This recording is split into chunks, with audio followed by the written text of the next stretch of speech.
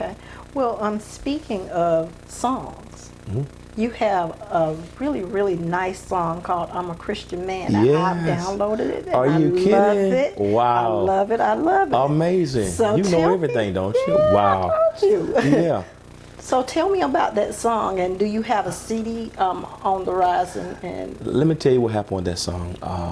One of my members, member of our church, Dennis Ross. Dennis was one of the major producers for Boys to Men back in the day. I mean, huge producer. He did a lot of great production stuff and some of the great records, and did very well. Well, he kind of left the music industry and got into banking and did even better in banking. So he kind of left some of the music industry stuff alone. But we went through some things recent in his own life and started back to writing, and just got signed to a deal to Motown and was getting ready to ship a song off for production and writing. And so he let his mother hear some of the tune back the third week in August. This is how ironic it was. And his mother heard the song. She said, "You know what, that sounds like your pastor on one of those verses." So he called me and said, "Pastor, I got a song that my mom, I want to send this song to Motown for my new deal. And, you know, I'm going to shop the song around. I just want your voice on it." Cool. I said, well, he said, "I need you to get it done ASAP." So I said, well, good, because I'm going to be very busy the next couple of weeks. This was before MegaFest. This was actually the week before MegaFest. So I go in on a Tuesday night, and we go in late. I never knew what the song was. He teaches the song. And we go through in the studio. I hear the song. We bounce the song down. I start listening to the song. It was for manhood. It was an ode to Christian manhood. And when I heard the song, I'm like, man, that song is not for you. That's my song. And so he sent me the song that Wednesday, just a rough draft, and I sent it to Bishop Jakes because it dealt with identity, which was one of the themes of MegaFest and manpower. So I sent the song to Bishop Jakes. He's like, "You got to bring that song here next week. Bring this." I'm like, well, "Bishop, it's a week away. We haven't even mastered the song." He said, "Get the song here." And so we went back to the studio that Thursday night, and we cleaned the song up. Then we found a guy who could master the song, who done Alvin Spite in Atlanta, who's just a Grammy Award winning producer and engineer, and he mastered the song down, and they were able to get the graphics and everything done. And so we took it to MegaFest, and we debuted it at MegaFest, and it's sweeping the country now. I know it's on Yolanda Adams. It's been on Yolanda Adams. It's on James Fortune. I'm meeting with somebody from RCA. They want to sign us to a record deal. So we just like that. And it's such a beautiful song. It's a song that would make a man proud to be Christian. It's a wonderful song. Well, you know, when you think about the music that deals with manhood, imagery and images are very powerful. You know, often in society, I think a lot of cultures look at men, and what you see in movies, we're portrayed as thugs, banksters, pimps, womanizers. We're banging, we're shooting. And so if you go to different countries, I was in another country once, and the image they have of black men particularly is that, because that's the image they get. And so growing up, my sons and who like music and our nephews and our cousins, what is the image that they see of black men in the media? You know, and the news, and so that's a very negative presentation and portrayal of black men in a lot of cases that forms a framework for a much larger audience. And so this song was important to me because it said, you know, if guys can celebrate pimping and thugging and banging and shooting and killing and money, then why not lift up an idea that it's cool to be a Christian man, that you don't have to be soft, passive, or docile, that, you know, you could be a man who loves God. You know, you don't have to be soft or weak, because a lot of men who sing in gospel, they're weak, and you know, and so, you know, you can love the Lord and love your lady. You know, you can take care of your kids. You can go to work and proudly declare, "I'm a Christian man. You know, I'm working hard and praying hard every day, doing the best I can, still struggling." And so, and the way he arranged the song, he arranged it to not be really ministered as a ballad, but to be, you know, he put it in a higher key for me to make me sing it hard like a man. And so a man can go around bumping, and it reminds you of a Levert or OJ's.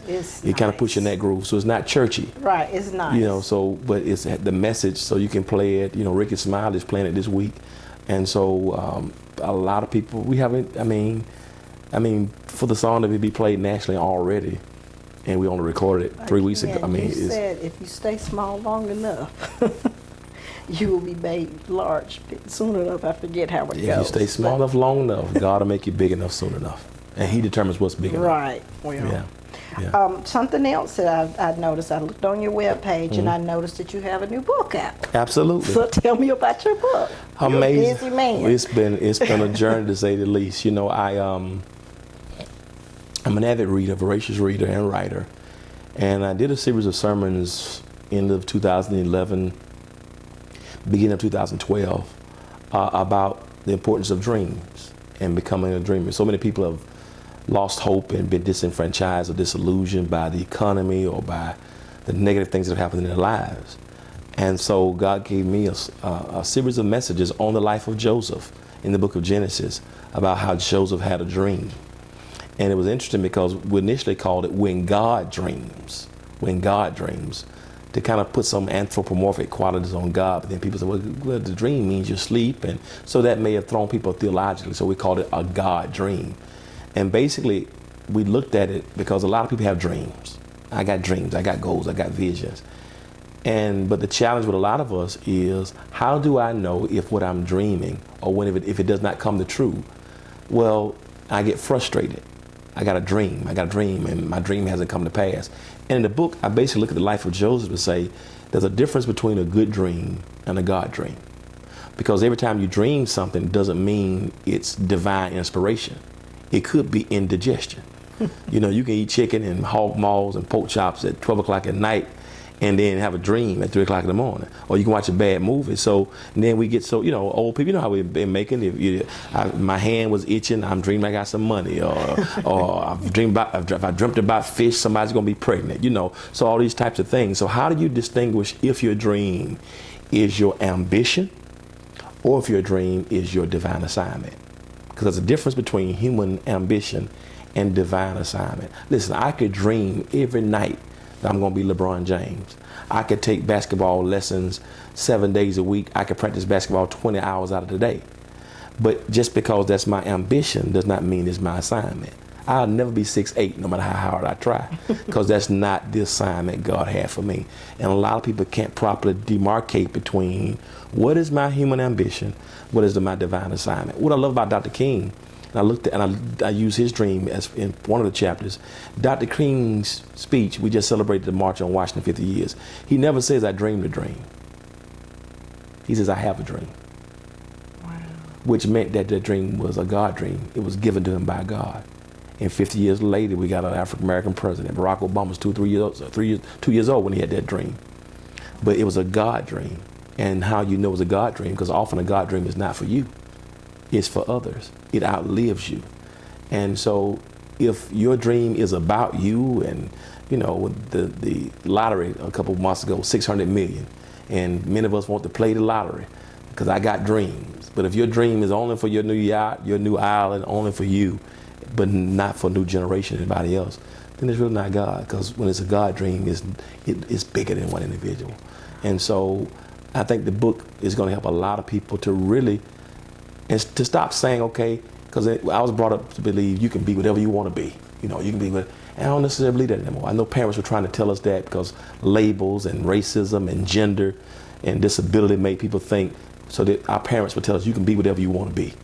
Be whatever you want to be. But now I believe it's not just you can be whatever you want to be, you can be what God has created you to be.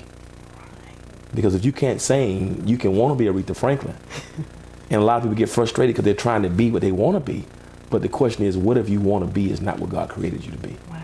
And so the God Dream book is very liberating because it helps you distinguish between what's God's will and what's my own human wish. And how did Joseph get a dream, and how inevitably that dream came to pass in his life, because he didn't dream it, God gave it to him, so it was a God dream. Well, is that book available? It's available right now. It's available. You can get it at our website, edeweysmith.org. It's going to be available at the end of September on all the digital platforms, which be Amazon, iBooks, all that stuff. So they want to do it the physical books first before it went ebooks. So it's going to be everywhere.